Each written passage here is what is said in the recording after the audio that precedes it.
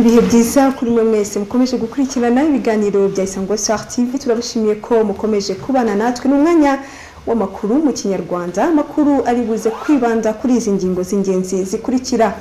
Perezida wa Repubulika Paul Kagame avuga ko kuba ingabo z'u Rwanda zaragiye muri Mozambique mu ntara ya Cabo Delgado ni kubwe Cabo Delgado zagiye zitabaye kubw'ubusabe bw'igihugu cya Mozambique. Ni mu kiganiro Perezida Paul Kagame ndetse na mugenzi we Philippe Nyusi bagiranye n'itangazamakuru.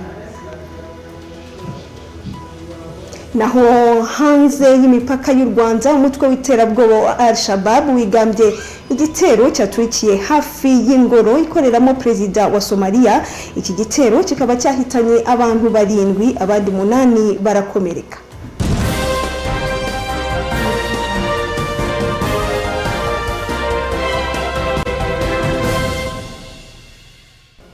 Ikaze mu makuru yacu arambuye n'amakuru ugiye kugezwaho nanjye Edith Nibakwe. Amakuru reka tuyahere mu gihugu cya Mozambique aho Perezida w'u Rwanda Paul Kagame yashoje uruzinduko rw'iminsi 2 yagiriraga muri kiriya gihugu. Ku munsi wa kabiri w'uruzinduko rwe umukuru w'igihugu cy'u Rwanda Paul Kagame yaganiriye n'itangazamakuru mu biganiro bitandukanye. Rero Perezida Kagame yabwiye itangazamakuru ko ingabo z'u Rwanda ziri muri iki gihugu cya Mozambique ku butumire bwa leta yacyo. Avuga ko ingabo z'u Rwanda zitagiye muri Mozambique mu ntara ya Cabo Delgado kubw'impanuka ahubwo ko zagiye zitabaye ku busabe bwa Mozambique. Perezida wa Mozambique Philippe Nyusi nawe yashimangiye ko muri ibi biganiro ko Mozambique ariyo yifuje ko ingabo z'u Rwanda ziza kubatabara mu ntambara yo kurwanya ibyihebe. Ubwo u Rwanda rwatangazaga ko ingabo zarwo zigiye kujya muri Mozambique, hari ababihuje no kuba rufitanye umubano n'igihugu cy'Ubufaransa kugira ngo rujye kurinda ibikorwa by'iki gihugu by'ubucukuzi bwa gazi muri Cabo Delgado. Iyi ntara rero ifite gaze karemano nyinshi mu butaka bwayo, ikaba irimo gucukurwa na sosiyete y'Abafaransa yitwa Total. Ni ishoramari bivugwa ko rifite agaciro ka miliyari 20 z'amadolari y'Amerika, arenga miliyari 200 z'amafaranga y'u Rwanda. Ku itariki ya 9 Nyakanga uyu mwaka nibwo ingabo n'abapolisi b'u Rwanda bagera ku 1000 berekeje muri Mozambique guhashya ibyihebe bigendera ku matwara y'idini rya Islam. Byari bimaze rero imyaka igera kuri 3 muri Cabo Delgado. Ku gicamunsi cyo kuri uyu wa gatandatu tariki ya 25 Nzeri nibwo Perezida Paul Kagame yashoje uruzinduko rw'iminsi 2 yagiriraga muri kiriya gihugu cya Mozambique. Dukomeje n'amakuru yacu, amakuru yakwirakwiriye ku mbuga nkoranyambaga harimo na Facebook. Aravuga ko Colonel Theoneste Bagosora wari umusirikare ku butegetsi bwa Juvenal Habyarimana yapfuye. Ashire Bagosora yanditse ku rubuga rwa Facebook avuga ko yifuriza papa we iruhuko ridashira. Colonel Theoneste Bagosora yari umuyobozi mukuru muri Ministeri y'Ingabo, azwiho ku mvugo zibiba urwango zagejeje u Rwanda kuri jenoside yakorewe abatutsi mu mwaka wa 1994. Izo mvugo n'imyitwarire byatumye ubwo jenoside yatangiraga ku itariki ya 7 Mata 1994 abumwe mu bagize uruhare mu kuyikwirakwiza ndetse no gucengeza amatwara mu baturage. Byatumye rero urukiko mpanabyaha rwashyiriweho u Rwanda rumukatira igifungo cy'imyaka 35. Colonel Bagosora yarafungiye mu gihugu cya Mali kubw'uruhare yagize muri jenoside yakorewe abatutsi, aho bivugwa ko yaramaze igihe arwaye. BBC yemeza ko umuhungu we Ashire Bagosora yemeje aya makuru yuko papa we yapfiriye mu bitaro i Bamako, aho yaramaze igihe kingana n'ukwezi arwaye. turacyakomeje n'amakuru yacu, reka tukubwire ko mu gihe hamaze iminsi humvikana ibibazo by'uruhuri mu bijyanye n'amashanyarazi, aho benshi bavuga yuko bahawe amashanyarazi ariko amashanyarazi babonye atakwiriye kubafasha mu bikorwa by'iterambere, ahubwo ko rimwe na rimwe usanga bidindiza ibikorwa byabo. Ikigo gishinzwe ingufu REG kiravuga ko giteguye guhangana n'ikibazo cy'ibura ry'amashanyarazi, ahanini ngo gituruka ku bwiyongere bw'abakenera umuriro w'amashanyarazi, ariko umuyoboro utanga aya mashanyarazi ukaba utongerwa imbaraga. Gabriel Imaniriho aratugezaho inkuru irambuye.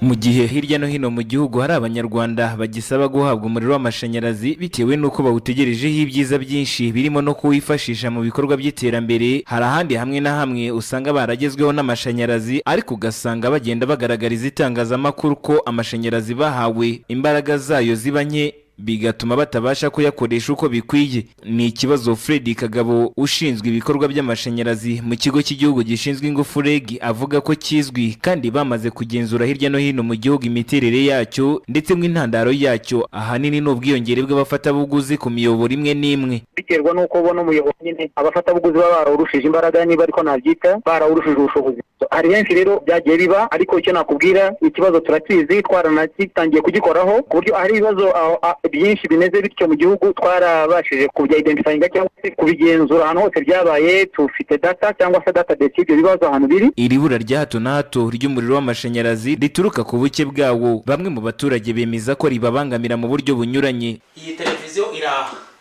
kuyireba ni ku manywa mu gihe umuriro abantu benshi baba badacanye, ariko saa 12 kugeza saa 1 saa 2 nta muriro urimo. Umuriro ugaruka mu masaha 4 saa 5 nta urarugi buri rucitse, ntabwo no muriro warusudira.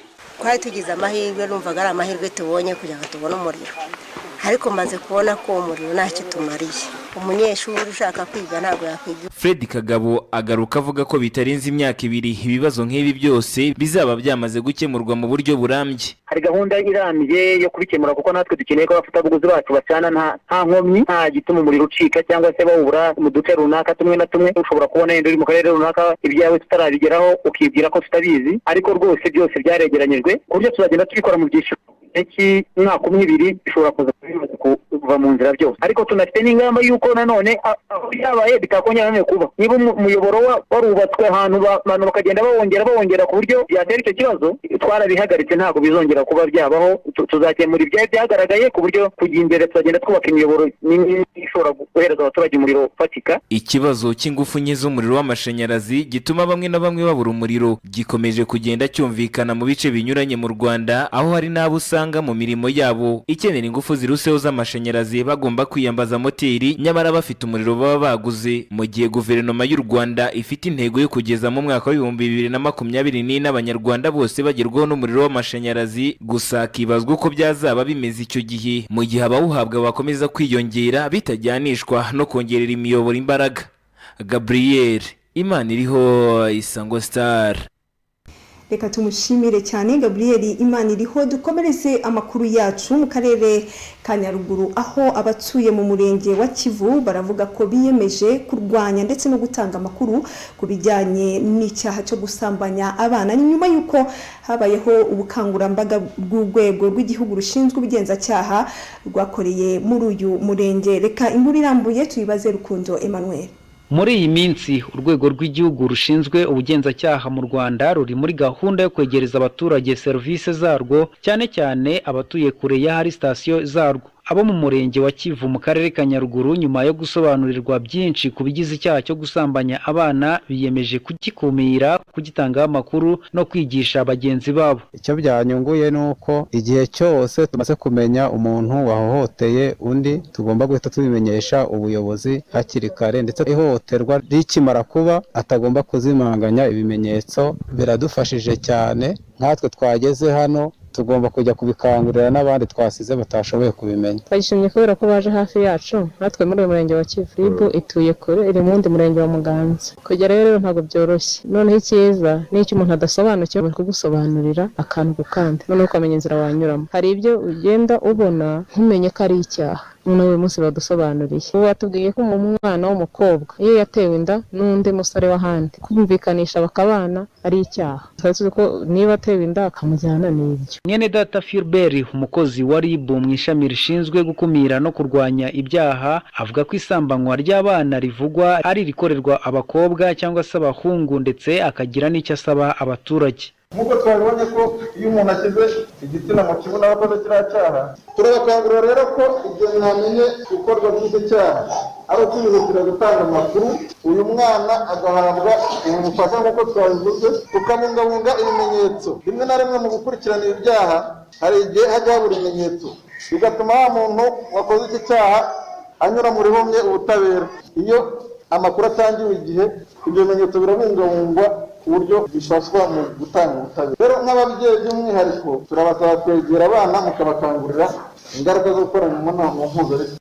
Mu karere ka Nyaruguru imibare igaragaza ko muri 2020-2021 abana bari munsi y'imyaka 18 basaga 354 basambanyijwe. Itegeko riteganya ko uwasambanyije umwana yabihamijwe n'inkiko ahanishwa igifungo kitari munsi y'imyaka 20 ariko kitarenze 25 ndetse gishobora kuba icya burundu igihe wasambanyijwe hari munsi y'imyaka 14 cyangwa se igihe yamwanduje indwara idakira.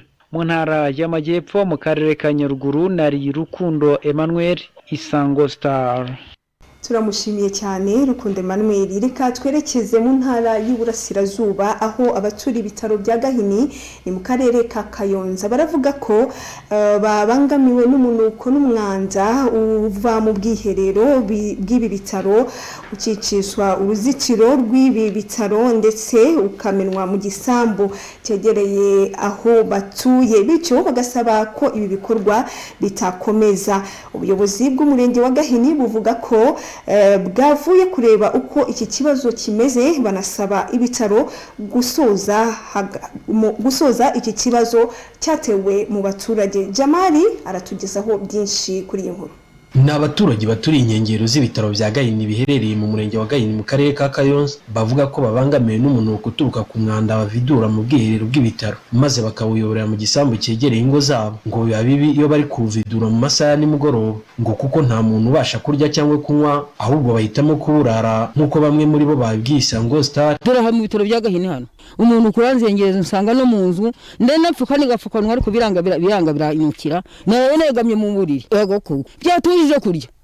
Uriya munuko rero uratuzengereje cyane ko sirimo si kabiri buri gihe cyose barabisukara bikatugira. Ubwo urumva rero byadutera ingaruka z'uburwayi ikindi gihe. Ubwo urumva ko yatubangamiye nine nta kurya nta kunywa bibaze kurara mu ishuka ukipfumira kanya ukananwa no gusinzira kubera uwo munuko. Abaturage basaba ubuyobozi ko bwababwira ibitaro guhagarika kubabangamira ndetse n'ibitaro bya Gahini gushaka uko byakemura iki kibazo. Turasaba kugira ngo be kujya babicukura ngo batumenye hejuru bajye bareba aho babishyira nk'uko kera barebaga aho babishyira. Nta kindi twarenza ndetse ibyo buyobozi bwatubera hafi ibitaro nabyo bagashaka ahantu bazajya bavidura batenze batuvudura umunuko karinda dusa. Umuyobozi w'ibitaro bya Gahini Dr Ngabire Nkunda Philippe avuga ko ubwiherero busigaye bwuzura vuba bikaba ngombwa ko umwanda wabwo usohoka ukajya mu gisambu cyegereye abaturage maze umunuko ukabageramo. Gusa ngo bagiye kuvugana na rwiyemezamirimo uvidura ashaka impamvu ibitera kugira ngo iki kibazo gikemurwe. Mu myaka ishize baviduraga nka rimwe mu myaka 5 cyangwa 4 ariko ubu ngubu bigaragara ko buri mezi nk'abiri cyangwa 3 birimo kuzura. Ibicamo ntabwo ari bo babicishijemo nuko nyine byuzuye bimenera aho bishaka. Abari kumva uwo munuko n'abatuye hafi cyane n'ibitaro nuko babwira bakihangana nta kundi twabigira. Rukeribuga Joseph umunyamabanga nshingwabikorwa w'umurenge wa Gahini yabwiye Isango Star ko yavuye ku bitaro kureba uko iki kibazo giteye asanga nta munuko uhari ariko asaba ubuyobozi bw'ibitaro bya Gahini gushakaho ikibazo cyaba kiri kigakemurwa. Uyu ni umunsi wa gatatu bavidura igaro kimwe ni bidifose muri mu bitaro hariya ariko mbere yuko babikora abanza gushyiramo imiti utuma wa mwanda uhinduka nk'amazi nta munuko rero hariho nanavuye mu kanya. Abaturage babangamiwe n'umunuko w'umwanda uvidurwa mu bwiherero bw'ibitaro bya Gahini ni abatuye muri santere ya Kabeza mu mudugudu wa Kabeza ndetse no mu nkengero z'ibyo bitaro. Umunyamakuru yageze kuri ubwo bwiherero asanga uruhombo rusohora umwanda bavidura rumena mu ruzitiro rw'ibitaro ugakwira mu gisambu gihari. Jamali Habarurema, Isango Star mu karere ka Kayonza. N'ubuzima burambye n'ubuzima burambye n'ubuzima burambye. Ipimishe virusi itera sida umenye uko uhagaze. Minisiteri y'Ubuzima ibinyujije mu ishami ryayo rishinzwe kurwanya sida irashishikariza abaturarwanda bose kwipimisha virusi itera sida kugira ngo bamenye uko bahagaze. Irabamenyesha kandi ko yabashyiriyeho uburyo bwo gupima virusi itera sida bworoshye kandi bwihuse, igisubizo ugahita ukibona utavuye imbere ya muganga. Irasaba buri wese wipimishije agasanga afite virusi itera sida kwitabira inama n'ubufasha butangwa kwa muganga kugira ngo abashe kuramba. Irasaba kandi buri wese wasanze afite virusi itera sida gushishikariza mugenzi we bagiranye imibonano mpuzabitsina kujya kwipimisha kugira ngo nawe amenye uko ahagaze. Minisiteri y'Ubuzima kandi irashishikariza buri wese kuba ijisho rya mugenzi we. Twese dufatanyije twubaka u Rwanda ruzira sida. Twipimishe virusi itera sida, kuyifite gutangira no kuguma ku miti n'ubuzima burambye. Uwanduye imiti igabanya ubukana iriho, nawe usanzwe ufata imiti komeza uyifate neza, nta kabuza hari ubuzima burambye kuba kurikije inama yahawe Kuru ya Isango Star ukomeje gukurikira n'amakuru kandi ushobora gukurikira uciye kuri wa3 Isango Star rwa ukajya ahanditse TV ugakurikira amakuru yacu. Tukomeje n'amakuru, reka tukubwire ko bamwe mu rubyiruko rwo mu murenge wa Kivuruga baravuga ko kuba nta mashuri y'imyuga n'ubumenyingiro agaragara hafi yaho batuye bituma abaciciriza amashuri bashobora kwishora mu ngeso mbi. Ubuyobozi bw'akarere ka Gakenke bwo bukavuga ko nubwo imirenge yose itashobora kujyamo amashuri, ariko kandi barateganya gushyira amashuri y'imyuga muri bimwe mu byumba by'amashuri bishya biri kubakwa. Reka inkuru irambuye tuibaze Emmanuel Bizimana. Yarishakira iyo za Rurindo niho amashuri ari za Mukoto. Uru rubyiruko rwo mu murenge wa Kivuruga ho mu karere ka Gakenke ruvuga ko kuba nta shuri ry'imyuga ribarizwa mu gace batuyemo ngo bituma bamwe bacikishiriza amashuri abandi bakishora mu ngeso mbi kubera amabura kindi. Nyine nk'umuntu urangije tronkome yakabaye yiga umwuga biranze iwabo nta kuntu bameze, usanga benshi bavuye mu bujura ugasanga uzi icyo yakora nyine kaja mu ngeso mbi.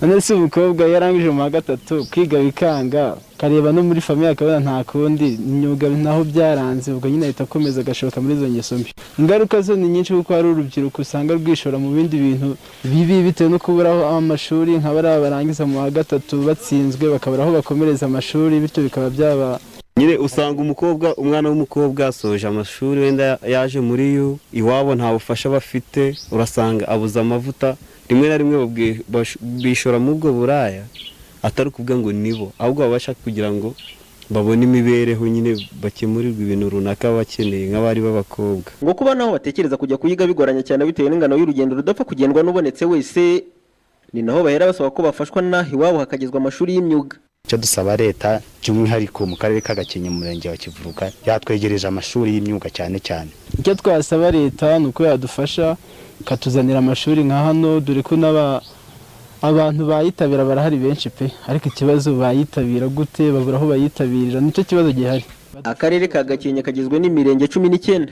Icyakora ngo nubwo hose bitapfa gushoboka ngo hashyirwemo amashuri y'imyuga, ubuyobozi bw'aka karere buvuga ko bufite gahunda yo kongera igice cy'amashuri yigisha imyuga mu byumba bishya biri kubakwa nta Kivuruga harimo, nk'uko umuyobozi w'aka karere ka Gakenke Bwana Nzamwita Deo Gracias abivuga. Birumvikana nyine ko imirenge yose nta za tiveti zihari, ariko muri gahunda yo kubaka ibyumba by'amashuri hateganyijwe ko ahatwa kubaka amashuri mashyashya hazajya hajyaho n'ibyumba atorire ibijyanye n'iby'imyuga kandi zikora muri Kivuruga naho ihari. Turizera ko bitangira ngo nabo bazabona kujya. Urubyiruko mu isura y'intumbero yazaza yo kwihangira imirimo no gukoresha amaboko yarwo imirimo ibyara inyungu, na hazaza harerwa mu ndorerwamo y'abenshi ariko bakigorwa nuko bazakabya izo nzozi zabo mu gihe batarabona aho bigira iyo myuga hirya no hino mu bice y'amashuri ataragezwamo.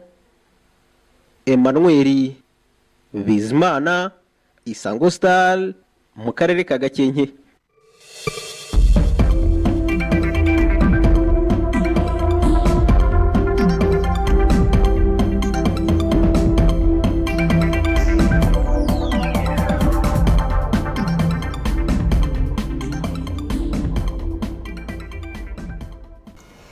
dukomeje n'amakuru yacu reka noneho twerekeze hanze y'imipaka y'u Rwanda mu gihugu cya Somalia umutwe w'iterabwoba Al-Shabaab wigabye igitero cyaturikiye hafi y'ingoro ikoreramo perezida wa Somalia. Ni igitero cyahitanye abantu bagera kuri 7 abandi bagera ku 8 barakomereka mu gihe imodoka 7 zangiritse.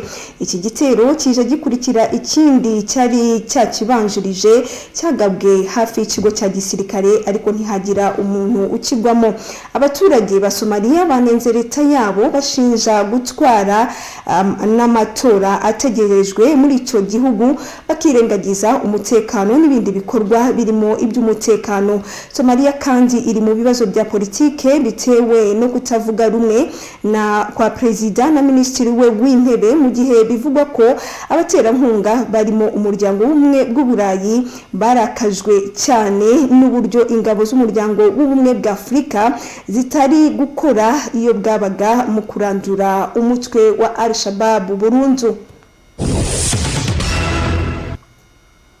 Ndetse Canada yarekuye Mengi Wanzu n'umukobwa w'umugabo washinze ikigo cy'ikoranabuhanga cya Huawei akaba ari nawe ushinzwe ibijyanye n'imari muri iki kigo cya mbere mu gukora ibikoresho bitandukanye ku rwego rw'isi. Mengi yafungiwe muri Canada mu 2019 ku busabe bwa Amerika nyuma yo gushinjwa gutanga amakuru atariyo yatumye banki yitwa HSBC ikorana n'ikigo cya Skycom bigatuma iyi banki igwa mu mutego wo kwica amabwiriza y'ibihano mpuzamahanga Amerika yari yafatiye Irani. Ibi kandi byatumye uyu mugore afungirwa mu nzu afite muri Canada ariko ku ruhande rw'Ubushinwa rugakomeza gusaba ko arekurwa kuko ibyo yashinjwaga nta shingiro byari bifite ngo ahubwo byari bishingiye kuri politiki ya Amerika yo gufatira ibihano ikigo cya Huawei n'abayobozi baco. Abashinjacyaha bashinjaga Mengi bavuze ko barekeye gukurikirana ibirego bye nyuma yuko bari baganiriye nawe bakagirana amasezerano aho hari bimwe mu byaha n'amakosa yemeraga nubwo kandi hari ibyo yakomezaga guhakana. Nyuma y'ifatwa rye Ubushinwa bwataye muri yombi abaturage 2 ba Canada bashinjwa ubutasi ndetse umwe muri bo aza gukatirwa imyaka igera kuri 11 y'igifungo. Kuri ubu ariko aba baturage bamaze gufungurwa aho bagiye gusubira muri Canada. Ni naha rero dushoreje amakuru yacu twabagezagaho ariko reka tubibutse zimwe mu ngingo z'ingenzi twagarutseho. Perezida wa Repubulika y'u Rwanda Paul Kagame aravuga ko ingabo z'u Rwanda zitagiye muri Mozambique mu ntara ya Cabo Delgado kubw'impanuka ahubwo ko zagiye zitabajwe kubw'ubusabe bw'igihugu cya Mozambique. Ni mu kiganiro we na mugenzi we Philippe Nyusi bagiranye n'itangazamakuru. Naho mu karere ka Nyaruguru abatuye mu murenge wa Kivu baravuga ko biyemeje gukumira no gutanga amakuru ku cyaha cyo gusambanya abana ndetse kugira ngo kibe cyacika burundu. Hanze y'u Rwanda twakubwiye ko umutwe w'iterabwoba Al-Shabaab wigabye igitero cyaturikiye hafi y'ingoro ikoreramo presidence ya Somalia. Iki gitero kikaba cyahitanye abantu 7 abandi 8 bagakomereka.